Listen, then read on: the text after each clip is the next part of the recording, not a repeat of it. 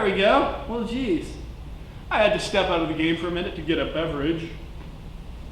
So let me take off my thing. It's chilly in the stadium today. Throw that up over here. I think we're going to be getting a guest here pretty soon, which is exciting. Don't have guests on the psychology show very often. Let me start that up here. Let me get going here. See if we wait our guest anytime soon. There we go. Hello, Russell. That's nice of you. Look, I have your shirt, buddy. Look at that. Isn't that cool? Yeah. How you been? I've been great. I like football. Okay. Great. So, how's the game going to go? Are we going to beat the Hawks? Yeah, Sierra's really pretty. Great. Yeah. Uh-huh. Yeah, you know what? She was a singer. Did you know that? Oh, yeah, she's very pretty. That's right. Yep. Yeah, I agree. Yep. That's good. Yep. So, but what about the game? We're going to be the Hawks? We're the Hawks. Hawks, what I'm saying. Falcons. Sorry. No wonder you're confused. The offensive line. Yep. You know what offensive line? Yep. Good offensive line. And Sierra's really pretty. She was a singer. Oh, she's pretty. Yep, that's right. She was a singer. She's pretty. Yes, I agree with you. Yep. Yeah, she's pretty. Well, anyway, Russell, thanks for showing up. I got to get back to psychology. Enjoy the rest of the game. I like football. Okay, guys. Hello. Welcome to the first psychology video.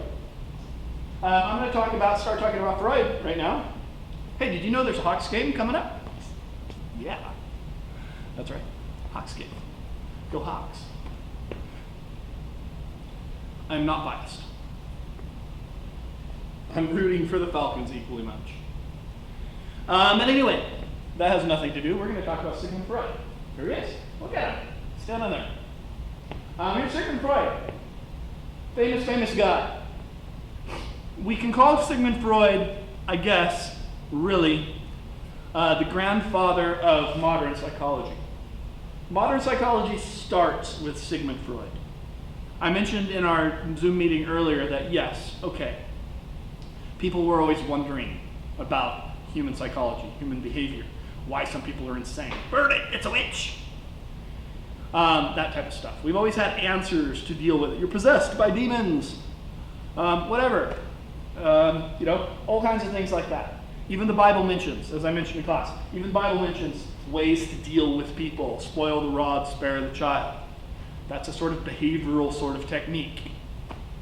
How to control your kids, how to make them good people. And so these are all psychological sort of things. And so, but Sigmund Freud really, if we're going to talk about modern psychology as a science, because psychology is a science. If we're going to talk about it as a science, it really kind of starts with him. I mean, we could debate this a little, but he kind of gets the ball rolling.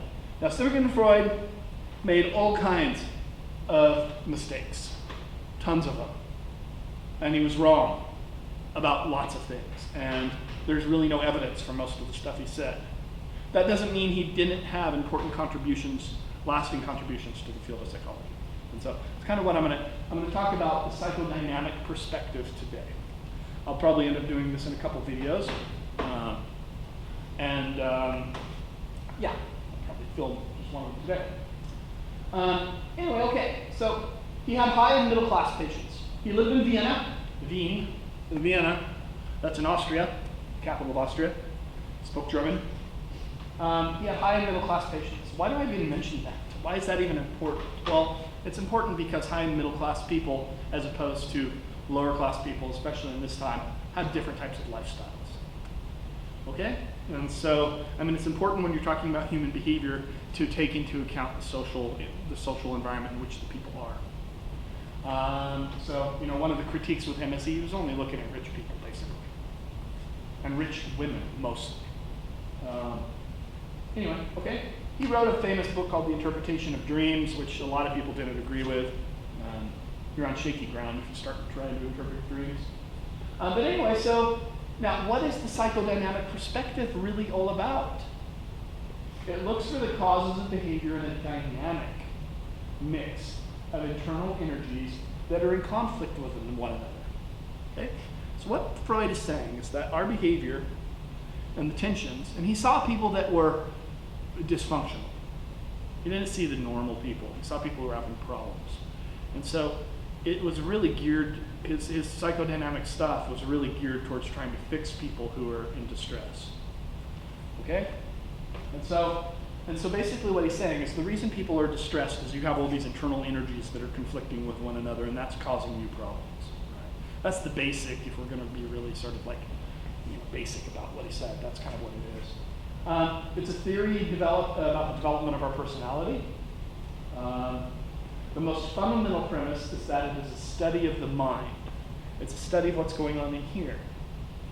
One of the contributions that Freud makes, people develop it more, but something's going on in here. Now, some people will say, like the behavioralists would say, that the internal processes are stupid. We just have to look at the behavior carefully. And we can see everything we need to do through clinical psychology. And Freud, behavioralists came after, in a response to Freud, really. That came after Freud. So, so there are other ways to consider human behavior. And it was a method to treat people with psychological problems, as I just said. Okay? So, and Freud was convinced that our unconscious affected all parts of us greatly. Now, and this is interesting. We talk about the subconscious or the unconscious. And basically what it is that, according to Freud at least, it's a part of the mind that we don't even really have any connection with or really even awareness of. And so, are we a mystery to ourselves? Do we have parts of our own thought processes in our mind that we're not even aware of, that we can't even sort of think about them or talk about them because we don't know they are there? Now, that's not necessarily true. Freud believed it was. And so I'm going to throw up the next slide here. It's kind of going to be it's called the iceberg metaphor. All right? And so our consciousness, according to Freud. Basically, Freud said that we are like an iceberg in the water. The stuff that sticks out of the water is the stuff we're aware of. And the stuff below the water, the more important stuff, we're not aware of. So our thoughts and our personality are caused by things we're not even aware of to the greatest extent. So look at the metaphor. As you see here, up here, it says, and you have this PowerPoint now, so you can follow along with the PowerPoint. But anyway, it says, so the conscious level, our thoughts and our perceptions. When we're walking around and I'm saying, okay, I'm in a theater and I'm wearing some awesome Seahawks gear. Did you guys know there was a game? Anyway, and I'm giving a presentation about psychology, or is it about football? But anyway, so that's the kind of conscious stuff that I'm aware of. Preconscious level, our memories and our stored knowledge. So if I were to say to you, okay, what did you do this summer? What was your funnest memory this summer? Okay? He calls that preconscious.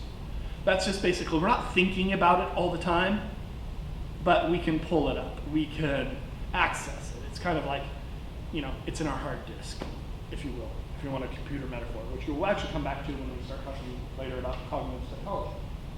But the most important thing, the bulk of everything is made up of this unconscious or subconscious level. It's our fears. It's our violent motives. I want to kill you. When you stand in line in front of me and you can't find your credit card. Anyway, the moral urges. Bad. Selfish needs. Gimme. Mine. Shameful experiences. Irrational wishes. I wish the armored car would blow up and have money all over the street for me. And unacceptable sexual desires. Okay? So there's all these things in this level. And those are the things which, according to Freud, are the most important things in the determination of our personality, our anxieties, our depressions, our angst. Angst is just like feeling of uneasiness. Okay. And he says we're not even aware of them. And the only way you can become aware of them is by interpreting your dreams and by going through psychodynamic psychotherapy, and I can help discover those things about you. All right, and so here's the thing. Here's just what I just talked about: conscious, preconscious, and subconscious. Okay, that's exactly what I was just talking about. So I'm going to try to keep this one to about 15 minutes. Anyway, there are 3 parts, according to Freud, of the personality structure. 3 parts. 3. You see the little Tasmanian devil guy down there. Let me see if I can erase this a little bit. Nope. Give it this. Yeah. There we go. I got his feet in there. Hey, buddy, you got your feet in there. Oh, nice to have feet. Anyway, Tasmanian devil. You know him, the guy in the cartoons that goes,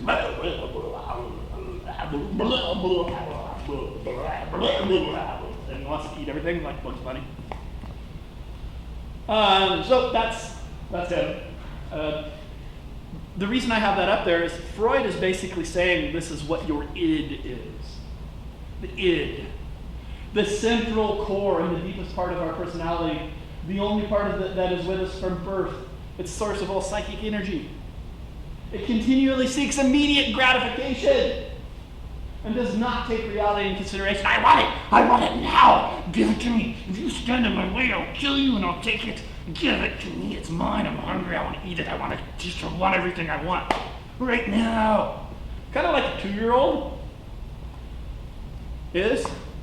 Really? You know, give me that. You take it from them. They're like, "Wah!" I mean, if 2-year-olds were giant and strong, they would bash us. Good thing they're not. Here's the thing. I want, I take. Whatever.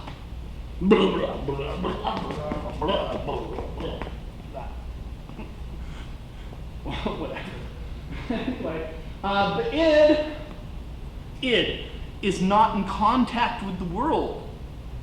It can't get out of you. It's in you. It's causing these tensions. But it can't get out of you unless you let id do it. It cannot gratify itself because it does not have contact with the outer world. Okay? Who has contact with the outer world then? I'll tell you in a minute. I'm going to do superego first. Superego. Up here I have Homer Simpson with Angel Homer on the right shoulder and Devil Homer on the left shoulder. And if id is kind of the devil Homer, then the angel is kind of the superego Homer. Okay? One of the earliest examples of this in our Western literature comes from a play called Faustus, who was seeking knowledge, and he made a deal with the devil to get knowledge. But before he was doing it, he had a little devil on one shoulder saying, "Do it, you want all the knowledge. Do it. Yes, do it." And then the angel saying, No, you shouldn't be making deals with the devil. It's not going to end well, Faustus. Well, it wouldn't be a very interesting play if he chose the good side. So he chose the bad side, and, well, in the end, he gets sucked into hell. He thought he was smart enough to outsmart the devil. Cool play. So, the moral and ethical arm of the personality. So, it's like the part which tells you, no, you shouldn't do that. You can't steal. No, don't be stealing. I want it when you steal it. No, you can't steal. It's wrong to steal. Should develop around 4 or 5 years of age, according to Freud. Remember, all of this is according to Freud. I'm not saying this is the way things are. This is according to Freud. It's kind of intuitive, and it kind of makes some sense. And hopefully, if by the time a 4 and 5 year old, they're not punching their little brother in the face to take his candy anymore. He learns you shouldn't punch your brother in the face. But anyway, the traditional values of society. They become internalized by the child through identification with parents, according to Freud. They become internalized. They become your values. They're no longer society's values, they're your values. I don't want to go punch somebody in the face. Maybe when I was 2, I would have if I could have. I don't want to go steal money from the bank. And, it becomes my values, not society's values per se. I internalize them. There's some other examples I can give for this, probably good enough. At first, control of it is external. So in the beginning, your parents say, no, quit doing that. Quit licking the candy in the store. Knock it off. But eventually, it's your values, and it becomes self-control. Now, these things that I'm putting in quotation marks they become popular, like the term self-control. Okay, everybody knows the term self-control, but self-control becomes popularized. There's a whole bunch of popularized terms which Freud brings kind of into the discussion. Self-control, probably lesser of them, but things like subconscious and stuff like that, all this is from Freud. It's like Freud is really important for understanding social orientation as much as anything else. So, superego's main job is to control the impulses of the id. And so that's what it does. And I'm going to do one more slide, and I'm going to call it good for this video. I'm going to go back to ego. And ego is the guy in the middle. Ego means you. It develops because id cannot contact the outer world. Well, neither can superego. Its job is to have contact with the world, and because of this, it works primarily on a conscious level. It works by the reality principle, meaning that it sees reality and therefore can decide when it could be gratified. It says, okay, I want to steal this, it says. And superego says, no, you can't be stealing things. But ego has to make the decision. Ego has to say, well, what I'm going to do. Well, I'm not going to steal it, but you know what? I'm going to switch the price tag and get it cheaper. Which, isn't right either. But anyway, that's the kind of decision the ego could make. Or ego could just say, no, well, you don't need it. If you can't buy it, you get it. Or ego could say, well, okay, I can actually afford that. So instead of stealing it, I'll just buy it. And I want it, and I get what I want anyway. I just have to spend a little bit of money. And so that's the sort of idea, and that's the decision you make. So, if somebody comes up and insults you, your initial reaction might be to say, I would just rather punch you in the face because you're super obnoxious. And superego is, and that's its reaction. And superego is like, no, you can't be going around punching people in the face. And ego decides, I'll just say to this person, that was really rude and I don't appreciate it. So please, leave me alone. And you go the other way. Ego has made a decision based on, I guess you could say compromise between these two things. And you know what? I think that the game is starting again. So I need to get back to the game. I paid tons of money for these seats. And as a matter of fact, I can actually hear that crowd cheering back, the crowd getting going again out there. So I'm going to get back to my seat. And, yep, I am. And so I think I hear the crowd. Yeah, I got it. So I'm going to get back to my seat.